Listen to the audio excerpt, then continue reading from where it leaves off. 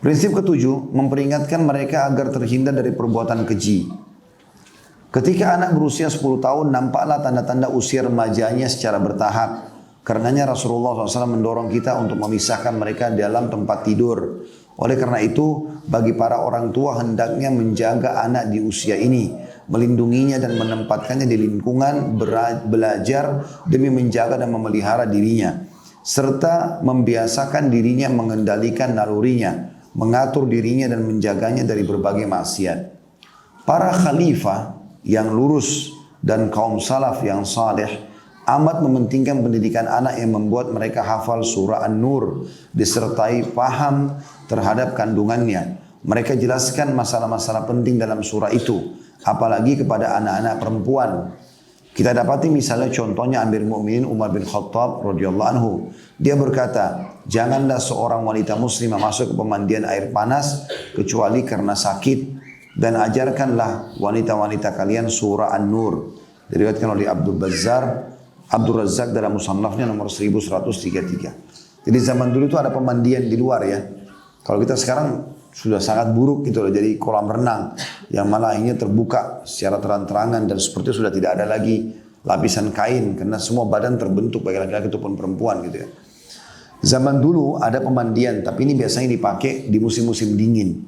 Jadi ada tempat masuk, kemudian di situ ada air berendam air panas, biasanya orang bercampur baur gitu. Maka Umar bin Khattab mengajarkan masalah itu, agar jangan sampai perempuan masuk ke tempat-tempat ini kecuali memang sama-sama perempuan dan itu pun dalam keadaan darurat. Dan disuruh menekankan untuk membacakan surah An-Nur, surah nomor 24 dalam Al-Qur'annya. Jadi Bapak Ibu nanti pulang sebentar renungi surah An-Nur itu, ya, kemudian coba fahami lalu ajarkan kepada anak-anak kita.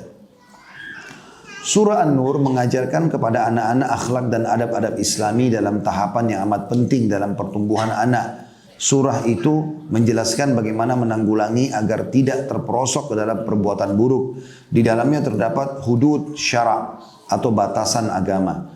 Surah tersebut juga menjelaskan akhlak terhadap lawan jenis sejak dini, yaitu dengan menundukkan pandangan, menjaga kemaluan, menjaga kehormatan, serta mengajarkan sikap waspada kepada anak-anak terhadap perbuatan keji.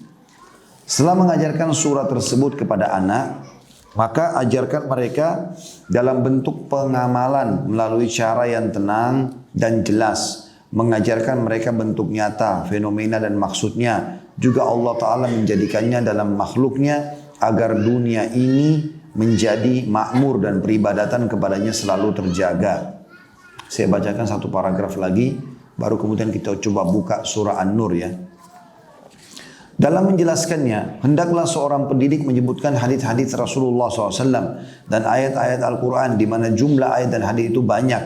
Kita cukup menyebutkan sebagiannya saja untuk kajian mendalam. Setelah anak mengetahuinya, maka sempurnalah anak menjadi merasa waspada terhadap perbuatan keji. Hal itu juga dengan disebutkan dalil dalam Al-Quran dan As-Sunnah yang menjelaskan siksaan bagi pelaku perbuatan keji itu. Ini tentu sebenarnya ada contoh ya hadis Nabi SAW yang akan kita baca insya Allah setelah kita coba lihat surah An-Nur dulu ya. Dibuka surah An-Nur supaya lebih jelas, surah nomor 24 dalam Al-Quran, supaya kita tahu pesan-pesannya. Jadi saya bacakan ini sebenarnya ada 64 ayat ya. Saya coba bacakan insya Allah, mudah-mudahan keburu. A'udzubillahi minasyaitonirrajim. Bismillahirrahmanirrahim. Suratun anzalnaha wa faradnaha wa anzalna fiha ayatin bayyinat. Wa anzalna fiha ayatin bayyinatin la'allakum tadhakkarun. Ini adalah satu surah An-Nur maksudnya yang kami turunkan dan kami wajibkan menjalankan hukum-hukum yang ada di dalamnya, dan kami turunkan di dalamnya ayat-ayat yang jelas agar kamu semua selalu mengingatinya. Makna mengingati, mempelajari dan mengajarkannya. Apa pesan Allah yang pertama di sini? Setelah jelaskan surah ini penting, pelajari ya. Harus diamalkan ya. Lalu Allah ingatkan yang paling pertama di ayat 2-nya. Az-zaniyatu waz-zani fajridu kulla wahidin minhuma mi'ata jalda wa la ta'khudhukum bihima ra'fatun fi dinillahi in kuntum tu'minuna billah. in kuntum tu'minuna billahi wal yawmil akhir wal yashhad 'adzabahuma ta'ifatun minal mu'minin. Perempuan yang berzina dan laki-laki yang berzina, maka derahlah tiap-tiap seseorang dari keduanya 100 kali derah. Dan janganlah belas kasihan kepada keduanya, mencegah kamu untuk menjalankan agama Allah. Jangan kena kasihan lalu tidak mau dicambuk, cambuk mereka. Dan janganlah belas kasihan kepada keduanya, mencegah kamu untuk menjalankan agama Allah jika kamu beriman kepada Allah dan hari akhir. Dan hendaklah pelaksanaan hukuman mereka disaksikan oleh sekumpulan orang-orang yang beriman. Jadi peringatan di sini yang paling pertama adalah menjaga kesucian, kemaluan. Kalau kita sudah bicara masalah zina, berarti jaga pandangan, jaga sentuhan, jaga obrolan, jaga pergaulan, jaga sekolah, jaga lingkungan, semua masuk ini. Ya, semua masuk dalam masalah ini. Karena Allah langsung mengancam, kalau terjadi zina, cambuk ya, 100 dirham. Ini kalau belum nikah, kalau sudah nikah ketebergok maka bisa dihukum rajam. Lalu Allah pastikan kalau ada yang tetap ngotot dengan perzinahan itu, yang terjadi adalah az-zani, ayat 3-nya, az-zani la yankihu illa zaniyatan aw musyrikatan waz-zaniyatu la yankihuha illa zanin aw musyrik wa hurrima dzalika 'alal mu'minin. Laki-laki yang terus berzina tidak mengawini melainkan perempuan berzina juga. Subhanallah, yang biasa di diskotik, di bar, memang cari pasangan di situ juga. Enggak mungkin dari diskotik dia cari ke majelis taklim, enggak mungkin. Sebagaimana orang majelis taklim enggak mungkin cari kecuali orang yang di majelis taklim, enggak mungkin dia pergi ke diskotik malam-malam cari istri. Gitu kan? Laki-laki yang berzina tidak mengawini melainkan perempuan yang berzina juga, atau perempuan yang musyrikah, kafir. Dan perempuan yang berzina, pelacur, naudzubillah, gonta-ganti pasangan, dan pelacur ini tidak harus kerja di satu lembaga ya. Kalau dia pun tinggal di rumahnya, orang tuanya, sekolah, berpendidikan, tapi gonta-ganti pasangan, perzina juga namanya. Perempuan berzina tidak dikawini melainkan oleh laki-laki berzina juga. Pasti datang pasangannya yang sama itu. Atau laki-laki musyrik. Yang demikian itu diharamkan atas orang-orang mukmin. Orang mukmin suci. Gak mau letakkan kemaluan kecuali pada pasangan halal. Maka gak boleh dia nikah sama pezina. Laki-laki atau perempuan. Diharamkan. Kecuali si pezina itu sudah taubat nasuha. Kemudian dia betul-betul kembali ke jalan Allah, itu berbeda. Kita tidak lihat masa lalu orang. Pernah ada seorang syekh ditanya di Saudi begitu. Tentang masalah wanita ini mengatakan, saya seorang wanita yang sudah tidak benar. Berapa kali saya berzina. Sekarang saya sudah taubat, tahu ini adalah dosa besar. Apakah saya masih layak dapat laki-laki mukmin? Saya sekarang mau nikah, tapi saya nggak mau laki-laki buruk. Pezina juga. Kata syekhnya, tentu saja kalau kau taubat nasuha. Karena laki-laki mukmin tidak akan menanyakan masa lalumu. Laki-laki mukmin tidak akan tanya itu. Udah dia nikah, dia sekarang tahu ini muslimah baik, dia nikahin. Tetapi kalau dia tidak bertaubat, maka hukumnya haram. Jadi nggak boleh bapak-bapak mengatakan, udah saya nikahi pelacur ini, naudzubillah, supaya saya nanti yang pandu dia. Nggak usah jadi pahlawan di situ. Atau perempuan muslim yang mengatakan, ini laki-laki playboy tapi dia mau sadar, tidak apa-apa lah. Alasannya katanya kalau nikah sama saya nanti dia mau sholat. Dusta, bohong. Jangan dipercaya. Gak bakal sholat itu. Untuk apa? Untuk apa ibu-ibu capek-capek luangin waktu untuk bantu dia sholat? Cari yang sudah sholat malam. Justru imami ibu sholat. Nah itu yang benar. Nanti setelah nikah punya anak baru nyesal. Ya, selalu keluar nih, selingkuh sana sini sama teman kantornya. Ya memang dari awal nikahnya sama laki-laki begitu. Ya wajar. Lalu cari suami di mana Ustaz? Itu yang kalau azan di saf pertama, itu suami itu. Nah iya, azan ke masjid, ya, bakti sama orang tuanya, cari pekerjaan halal, anak-anak yang sekolah agama, itu memang layak jadi pasangan. Begitu juga dengan laki-laki, berapa kali saya ketemu begitu laki-laki, mau dia sudah ikut pengajian atau belum? Kalau ketemu saya, Ustaz, apa kabar? Baik Ustaz, nasihatin Ustaz, saya ini mau menikah, baik nikah dari pesantren, saya gituin. Nikah sama anak pesantren. Ada yang belak-belakan Ustaz, tapi saya punya pacar, saya sudah suka. Gak bisa pacaran dalam Islam setelah nikah. Kalau pacaran sebelum nikah itu haram dalam Islam, tidak boleh. Nyentuh aja sudah haram. Apalagi kalau sampai perzinahan terjadi. Dan kemudian nanti rumah tangganya pasti kacau loh. Rumah tangga yang dimulai dengan perzinahan rusak, pasti sering bertengkar. Rumah tangga yang dimulai dengan baik, tidak bersentuhan, nazar syar'i, kemudian akad nikah dengan benar, belum pernah saling menikmati nanti setelah nikah, aman, tentram rumah tangga. Insya Allah akan aman. Allah SWT akan berkahi. Bagaimana ibadah dimulai dengan kemaksiatan? Tapi kan kalau tidak pacaran, Ustaz, saya tidak tahu nanti dia dusta. Orang pacaran itu ya, itu tidak menjelaskan tentang hakikat orang itu, enggak. Bahkan banyak disembunyikan. 10 tahun pacaran semua selalu tunjukkan yang baik-baik. Begitu dia sudah nikah 2 bulan cerai. Oh saya baru tahu kok begini. Ya, saya begini, terima silakan, sudah tidak apa-apa. Tapi sudah rusak namanya. Untuk apa? Jadi kan, kalau kita dari awal bisa dapat makanan bagus, kenapa cari makanan bekas? Kan itu. Jelas nggak? Ya. Kemudian Allah Subhanahu wa taala memastikan di ayat 4-nya, walladzina yarmunal muhsanati thumma lam ya'tu bi arba'ati syuhada fajlidum thumma lam ya'tu bi arba'ati syuhada fajliduhum 80 jaldatan wa la taqbalu lahum syahadatan abada wa ulaika humul fasiqun. Dan orang-orang yang menuduh wanita-wanita yang baik-baik berbuat zina dan mereka tidak mendatangkan 4 orang saksi, maka derahlah mereka yang menuduh itu 80 kali derah, dan janganlah kamu terima kesaksian mereka buat selama-lamanya, dan mereka itulah orang-orang yang fasik. Jadi walaupun zina itu hukumnya haram dalam Islam, kita nggak boleh juga memata-matai orang, itu hukum syar'i.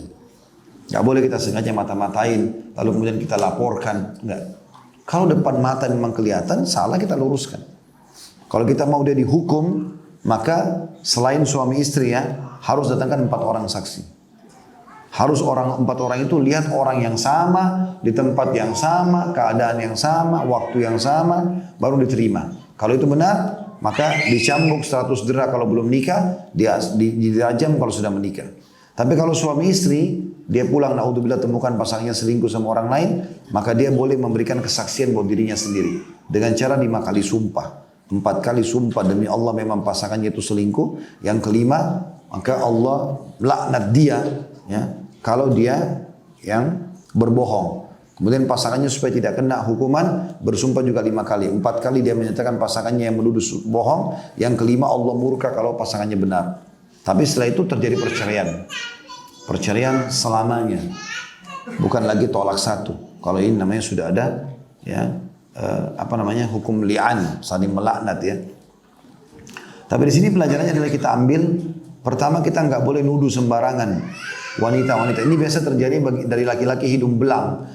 Dia mau nikah sama seorang wanita yang baik-baik, tapi wanita itu tidak mau karena dia itu laki-laki fasik. Maka yang dia lakukan adalah dia sengaja sebarkan isu tidak benar. Perempuan itu pernah tidur sama saya, perempuan itu begini dan begini. Ini haram semuanya, gitu kan? Termasuk dalamnya di sini adalah kisah orang-orang yang menuduh Aisyah radhiyallahu anha berzina, ya, padahal sebenarnya tidak. Dengan Safwan, itu semua berita bohong, dusta gitu. Kemudian ayat selanjutnya, di sini disuruh cambuk tentunya 80 derah orang yang mendatangkan saksi palsu, ya, atau kesaksian palsu.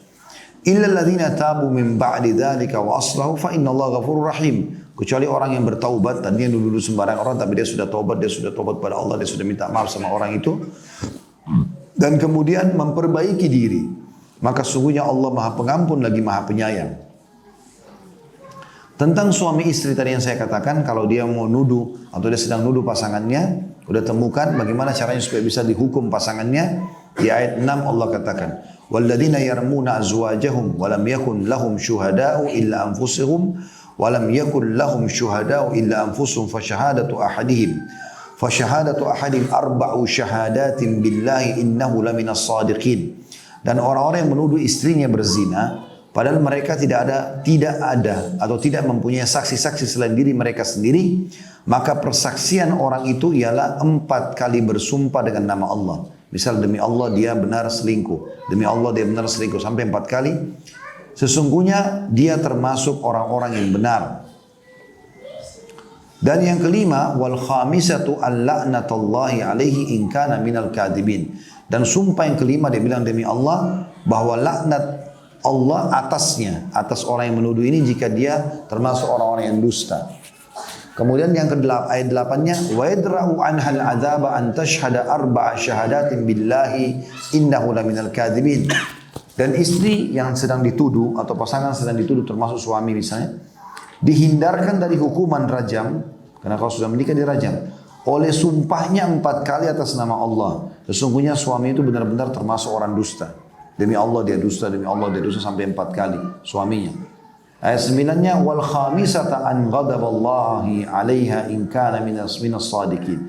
Dan sumpah yang kelima adalah bahwa laknat Allah atasnya jika suami itu termasuk orang-orang yang benar. Ayat 10, walaula fadlullahi alaikum wa rahmatuhu wa anna Allah tawwabur rahim, dan andai kata tidak ada karunia Allah dan rahmatnya atas dirimu, dan andai kata Allah bukan penerima taubat lagi maha bijaksana, niscaya kamu akan mengalami kesulitan-kesulitan. Lalu ayat 11-nya ini turun ayat pembelaan Aisyah radhiyallahu anha ummul mukminin dari tuduhan berzina dengan Safwan. Allah bilang, innal ladzina ja'u bil ifki usbatun minkum la tahsabuhu syarran lakum bal huwa khairun lakum likulli imri'in minhum maktasaba minal itsm walladzi tawalla kibrahu minhum lahu adzabun azim. Sesungguhnya orang-orang yang membawa berita bohong itu menuduh Aisyah sama Safwan berzina radhiyallahu anhum majma'in adalah golongan kamu juga, mengaku muslim. Janganlah kamu kira bahwa berita bohong itu buruk bagi kamu, bahkan ia adalah baik buat kamu. Karena jadi keluar hukum dari situ. Bahkan terjadi pembelaan terhadap Ummul Mukminin Aisyah radhiyallahu anha, sebagaimana kita tahu semenjak ayat ini turun sampai hari kiamat nanti, kalau orang baca pasti akan ada pembelaan terhadap tuduhan perzinahan tersebut. Tiap-tiap seseorang dari mereka yang membuat berita bohong itu mendapat balasan dari dosa yang dikerjakannya. Dan siapa di antara mereka yang mengambil bagian yang terbesar dalam penyiaran berita bohong itu, baginya adab yang besar. Tentunya adalah Abdullah bin Ubay bin Salul, ya, kepala orang munafik itu. Ayat 12-nya, laula id sami'tumuhu dhannal mu'minuna dhannal mu'minuna wal mu'minatu bi anfusihim khairan wa qalu hadza ifkum mubin. Mengapa di waktu kamu mendengar berita bohong itu, orang-orang mukmin, jadi kalau ada orang yang kita tahu soleh, soleha, dituduh berzina, Allah bilang, kenapa waktu berita bohong itu tersebar orang-orang mukmin dan mukminah tidak bersangka baik terhadap diri mereka sendiri? Kenapa mereka tidak bela itu? Dan mengapa tidak berkata ini adalah suatu berita bohong yang nyata? Ayat 13-nya, laula ja'u alaihi bi arba'ati syuhada fa in lam ya'tu bi syuhada'i fa ulaika indallahi humul kadzibun. Mengapa mereka yang menuduh itu tidak mendatangkan 4 orang saksi dan atas berita bohong itu? Oleh karena mereka tidak mendatangkan saksi-saksi, maka mereka di sisi Allah adalah orang-orang yang dusta. Ayat 14-nya, walaula fadlullahi alaikum wa rahmatuhu fid dunya wal akhirah lamassakum fima afattum fihi adzabun azim. Dan sekiranya tidak ada karunia Allah dan juga rahmatnya kepada kamu semua di dunia dan di akhirat, niscaya kamu ditimpa azab yang besar karena pembicaraan kamu tentang berita bohong itu. Ayat 15-nya, ittalaqawna bi alsinatikum wa taquluna bi afwahikum ma laysa lakum bihi ilmun wa tahsabunahu hayyinan wa huwa indallahi azim. Ingat tadi waktu kamu menerima berita bohong itu dari mulut ke mulut, gosipin, makin disebarkan berita bohong itu. Dan kamu katakan dengan mulutmu apa yang tidak kamu ketahui sedikit juga, dan kamu menganggapnya sesuatu yang ringan saja padahal dia di sisi Allah adalah besar.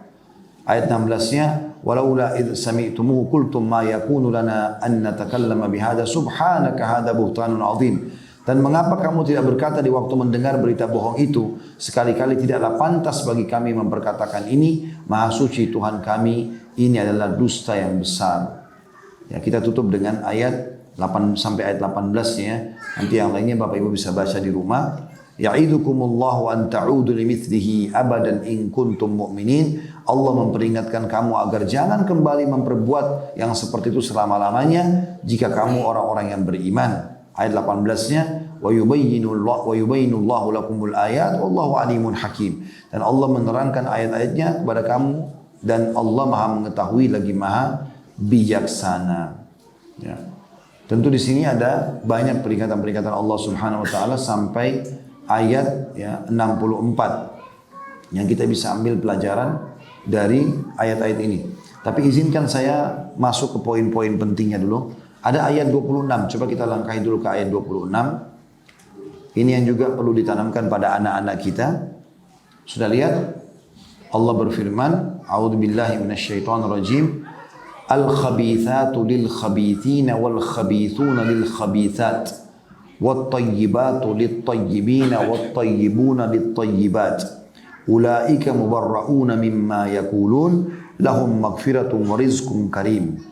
Wanita yang keji, ya, wanita yang buruk akhlaknya, pelacur, pezina adalah untuk laki-laki keji juga. Dan laki-laki yang keji adalah buat wanita-wanita yang keji. Dan wanita-wanita yang baik adalah untuk laki-laki yang baik. Dan laki-laki yang baik adalah untuk wanita-wanita yang baik-baik. Mereka yang dituduh itu bersih dari apa yang dituduhkan oleh mereka yang menuduh itu. Bagi mereka ampunan dan rezeki yang mulia atau surga. Jadi ini jelas sekali tentang masalah ya, Allah subhanahu wa ta'ala memerintahkan kita untuk menyampaikan ini. Untuk diri kita dan juga untuk anak-anak kita.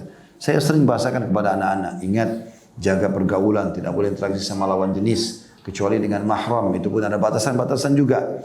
Nanti kalau jaga, maka Allah akan datangkan pasangan hidup juga yang sama dengan kalian. Kalian baik, nanti datang pasangan baik. Gak usah pikirin jodoh. Allah datangkan itu. Allah punya cara datangkan. Tapi kapan buruk, Allah datangkan juga pasangan yang buruk. Atau Allah persulit pernikahannya.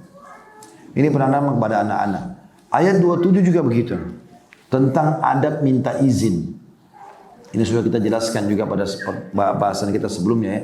Ajarkan mereka minta izin. Kalau mau masuk di kamar kita supaya jangan sampai mereka melihat terjadinya hubungan biologis atau terbukanya aurat dari orang tua. Ayat 27 bunyinya ya ayyuhalladzina amanu la tadkhulu buyutan ghaira buyutikum hatta tasta'nisu wa tusallimu ala ahliha. Dzalikum khairul lakum la'allakum tadhakkarun. Hai orang-orang beriman, jangan kau masuki rumah yang bukan rumahmu sebelum meminta izin dan memberi salam kepada penghuninya. Yang demikian itu lebih baik bagimu agar kamu selalu ingat. Ayat 28, fa in lam tajidu fiha ahadan fala tadkhuluha hatta yu'dhana lakum wa in qila lakum irji'u farji'u huwa azka lakum wallahu bima ta'maluna alim. Jika kamu tidak menemui seorang pun di dalamnya, maka jangan tetap kamu masuk sebelum kamu dapat izin. Enggak boleh masuk rumah orang. Mungkin orangnya lagi di kamar mandi, mungkin lagi dia mau keluar ambil pakaian di tempat jemuran belakang, dia pikir enggak ada orang dan segala macam. Maka jangan kamu masuk sebelum kamu mendapatkan izin. Dan jika dikatakan kepadamu kembalilah, dia tidak mau terima tamu misalnya, maka kembalilah. Itu lebih bersih bagimu dan Allah Maha mengetahui apa yang kamu kerjakan. Ada di ayat 29 lanjutannya dikatakan laisa alaikum junahun an tadkhulu buyutan ghaira maskunatin fiha mata'un lakum wallahu ya'lamu ma tubduna wa ma taktumun. Tidak ada dosa atasmu memasuki rumah yang tidak disediakan untuk didiami. Misal rumah sudah terlanjur rubuh, rusak, rumah sudah ditinggalkan oleh penghuninya di tengah hutan, di pinggir kali dan segala macam, itu boleh. Jadi tidak ada penghuninya, itu tidak ada dosa. Yang di dalamnya ada keperluanmu, kamu istirahat sejenak, ya. Dan Allah mengetahui apa yang kamu nyatakan dan apa yang kamu sembunyikan. Allah tahu niat kalian.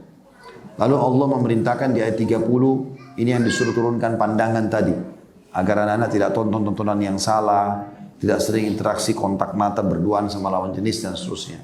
Ayat 30-nya qul lil mu'minina yaghuddu min absarihim wa yahfadhu furujahum dzalika azka lahum innallaha khabirun bima yasnaun.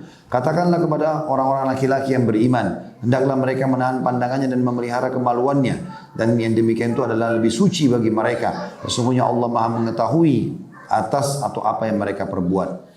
Terus ayat selanjutnya ini agak panjang, ya, ayat 31-nya ini tentang adab-adabnya. Wa qul lil mu'minati yaghuddna min absarihinna wa yahfazna furujahunna wa la yubdina zinatahunna illa ma dhahara minha wal yadribna bi khumurihinna ala juyubihin wa la yubdina zinatahunna illa li bu'ulatihinna aw abaihinna aw abai bu'ulatihin aw abai bu'ulatihinna aw abnaihinna aw abnai bu'ulatihinna aw ikhwanihin aw ikhwanihinna aw bani ikhwanihinna aw bani akhawatihinna aw nisaihinna aw ma malakat aymanuhunna aw ittabi'ina ghairi ulil irbati minar rijal aw ittabi'ina ghairi ulil irbati minar rijali aw at-tifli alladhina lam yadhharu ala awratin nisa wa la yadribna bi arjulihinna liyu'lama ma yukhfina min zinatihin wa tubu ila Allahi jami'an ayyuhal mu'minuna la'allakum tuflihun.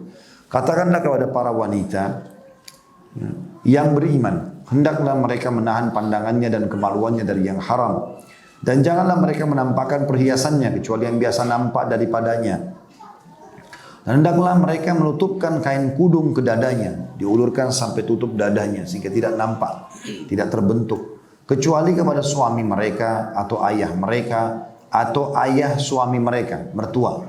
Sudah pernah kita jelaskan tidak ada mantan mertua ya. Jadi mahram kita abadi. Atau putra-putra mereka atau putra-putra suami mereka. Kalau nikah poligami, suami sudah punya anak atau sama duda punya anak. Atau saudara-saudara laki-laki mereka. Atau putra-putra saudara laki-laki mereka, ponakan dari saudara laki-laki. Atau putra-putra saudara perempuan mereka, ponakan dari saudari perempuan. Atau wanita-wanita Islam. Ya. Atau budak-budak yang mereka miliki. Atau pelayan-pelayan laki-laki yang tidak mempunyai keinginan terhadap wanita. Atau misalnya laki-laki sudah sangat tua sekali, ya, sudah nggak memungkinkan lagi dia punya syahwat 90 tahun gitu kan. Tapi kalau 70 tahun masih lincah jangan. Dan janganlah mereka memukulkan kakinya, perempuan-perempuan itu. Maaf, di sini katakan atau pelayan laki-laki yang tidak mempunyai keinginan terhadap wanita atau anak-anak yang belum mengerti tentang aurat wanita. Itu semua tidak apa-apa. 2 tahun, 3 tahun gitu.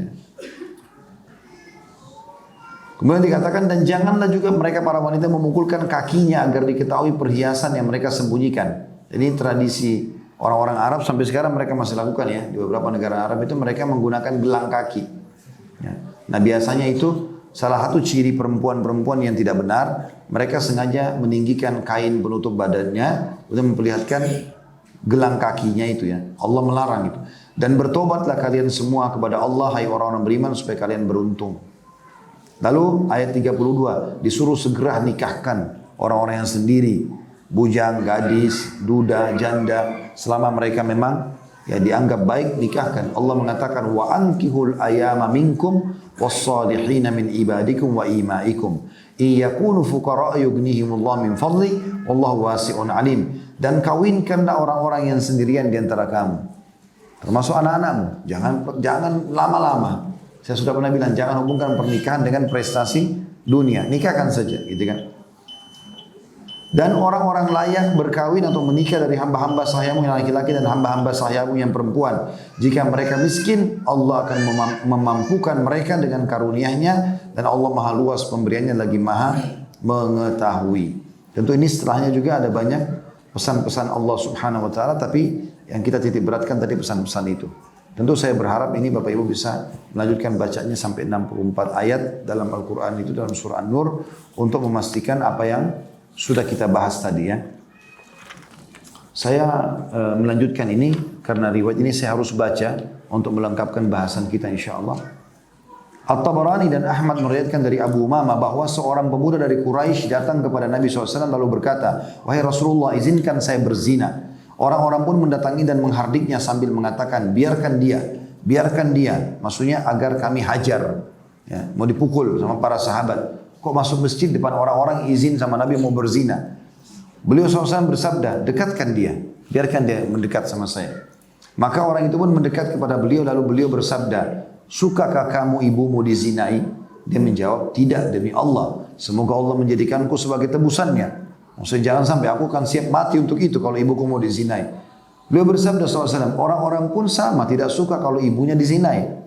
Bagaimana kalau hal itu terjadi pada putrimu? Orang itu menjawab, tidak demi Allah ya Rasulullah. Semoga Allah menjadikanku sebagai tebusanmu. Ya. Beliau pun, maksudnya aku menghormati keputusan anda itu. Beliau pun bersabda, orang-orang pun sama tidak suka kalau hal itu terjadi pada putrinya. Jadi tergantung, kalau nikah sama ibunya orang, maka orang tidak mau, anak-anaknya tidak suka. Kalau nikah sama, zina sama anaknya orang, maksudnya ini zina ya. Kalau zina sama anak orang, pasti orang tuanya tidak suka. Begitu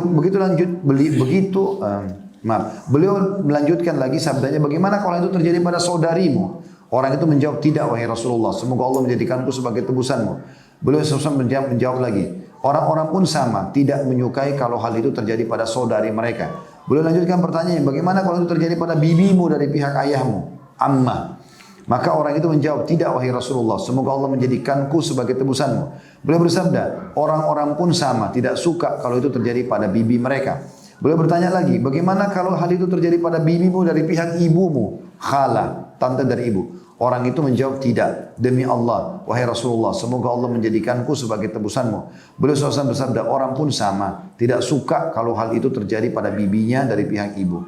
Maka beliau menaruh tangannya di dada orang itu dan berkata, ya Allah, ampunilah dosanya, sucikanlah hatinya, peliharalah kemaluannya. Abu Umamah pun berkata radhiyallahu anhu, setelah itu pemuda itu tidak menengok sedikit pun kepada hal itu atau hal tersebut. Hadis ini riwayatkan oleh Tabarani dalam Al-Kabir jilid 6 halaman 162 163. Ini adalah contoh pembinaan dan pendidikan dalam masalah ini, di mana masalah ini sangat dikhawatirkan oleh keluarga dan dijauhi dan ditinggalkan oleh anak di masa-masa perlunya bimbingan dan penjagaan. Namun orang-orang yang jahat mengajarkan mereka sesuatu yang kita khawatirkan, terperosok ke dalamnya. Pendidik yang sebenarnya akan mengajarkan takwa dan rasa takut kepada Allah Ta'ala, mengajarkan rasa cinta kepada syariatnya, dan mengajarkan kepada anak-anak hukuman perzinahan dan cara menegakkan hudud atau hukuman Allah serta mengikuti syariat Allah Ta'ala, di mana dalamnya terdapat perlindungan dan keselamatan. Maksudnya adalah, tadi kan waktu orang ini datang minta izin sama Nabi zina, berarti dia tidak faham. Para sahabat sudah langsung mau main tonjok aja nih. Ya. Berarti tidak boleh, teman-teman kita banyak seperti orang yang ribut pada saat anak sudah bicara atau bertanya masalah begini. Atau sudah terjadi padahal sebenarnya kita yang bukakan pintu-pintu. Kita sengaja sekolahkan di sekolah asing, pergaulannya bebas, ya segala macam. Lalu kemudian anak kita pada saat hamil di luar nikah lalu marah. Nah, keliru itu. Jadi Nabi SAW menunjukkan kepada orang ini, kepada orang-orang jangan tergesa-gesa menilai orang, tetapi kita harusnya memahami sebab-sebabnya. Nanti orang ini belum paham kita jelaskan. Kalau orang itu melanggar kita hukum, gitu kan? Makanya Nabi tanya di sini, kalau tantemu, kalau adikmu, kalau anakmu, segala macam, kau mau nggak? Dia nggak mau, maka seperti itu. Dan hendaklah seorang pendidik membuat satu contoh buat anaknya tentang bagaimana anak-anak kaum salaf yang soleh dahulu agar selalu menjadi panutan. Sebagai penutup, contohnya Usama bin Zaid radhiyallahu anhuma. Dia dengan ayahnya sahabat, berusia 17 tahun. Sebenarnya menurut kebiasaan pada umumnya dia adalah orang yang hampir dewasa. Demikian pula menurut para ahli kejiwaan, ahli masalah akhlak, dan ahli pendidikan masa sekarang. Yakni dia adalah orang yang menjelang dewasa dalam tahapan mendekati dewasa. Namun Usama telah menjadi seorang panglima pasukan yang sukses ketika umat Islam dalam kondisi sempit. Pemuda dalam generasi Islam memiliki cita-cita yang tinggi, yaitu membela Islam dan kaum muslimin. Hal itu tentunya tidak akan tercapai kecuali bila pemuda tersebut senantiasa berpegang dengan syariat Allah Subhanahu wa taala dan sunnah nabinya Muhammad sallallahu alaihi wasallam. Saya baca paragraf terakhir lalu saya jelaskan sedikit Usama baru kita tutup.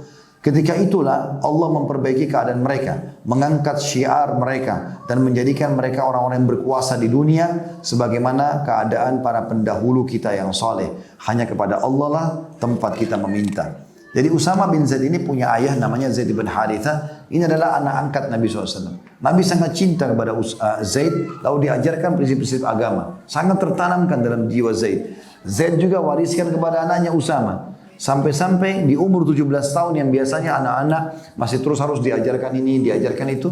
Zaid sudah berhasil mendidik Usama untuk menjadi seorang panglima perang. Keterampilan perangnya bagus, orangnya dewasa, pengetahuan agamanya dalam. Sampai Nabi tunjuk menjadi panglima perang, 17 tahun. Di pasukannya ada Abu Bakar, ada Umar, ada Uthman, ada Ali, Usama bin Zaid. Sampai orang-orang menghardik, ini anak kecil bisa faham nggak mimpin perang nih? Maka Nabi SAW bersabda, sesungguhnya sebagian orang menghardiknya sebagaimana dulu menghardik ayahnya waktu saya angkat jadi panglima perang. Dan ketahuilah dia orang yang layak memimpin peperangan tersebut. Nah berarti bagaimana Zaid berhasil menenangkan kepada anaknya di usia dini ini untuk menjadi seorang pemimpin. 17 tahun sudah jadi panglima perang. Kita sekarang tidak, malah kita ajarkan kepada naudzubillah pendidikan-pendidikan yang merusak moralnya, gitu kan. Dan dianggap ini masa puber, saatnya mencoba, ya. Dulu juga ayah begitu kok, ibu juga begitu, diajarin tidak apa-apa, piloks-piloks baju, ugal-ugalan di jalan, coba ini, coba itu. Tidak apa-apa lah masa muda, nanti akhir baru tobat, gitu kan. Iya kalau sempat tua, kalau enggak, kalau mati duluan gimana, gitu kan. Allahu a'lam.